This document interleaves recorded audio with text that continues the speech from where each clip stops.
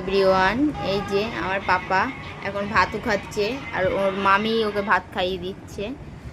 আর আপনারা যদি বলেন মা থাকতে মামি কেন, কারণ মা এই যে স্ট্রেট করে বসে আছে এখন, তা ও খাওয়াবে কী করে? নিজেই তো ঠিক করে খেতে পারছে না, তো খাওয়াবে কী করে? তো এই যে আমার পাপা, ও ভাত খেতে একদম অর্ধেক ফেলে অর্ধেক খায়, তাও তো মামির কাছে একটু খাচ্ছে, যাও এক দুই ঢাকনা খাচ্ছে। আর এই যে ওর দাদু শুয়ে আছে। তো ওর যদি ডেলি রুটিন আপনারা জানতে চান অবশ্যই আমাকে জানাবেন, আমি ডেলি রুটিনও দিয়ে দেবো। আর ও আজকে কি দিয়ে ভাত খাচ্ছে বলে দাও, বলে দাও। ডাল সিদ্ধ। ডাল সিদ্ধ না, রাঙা আলু সিদ্ধ আর এমনি আলু সিদ্ধ আর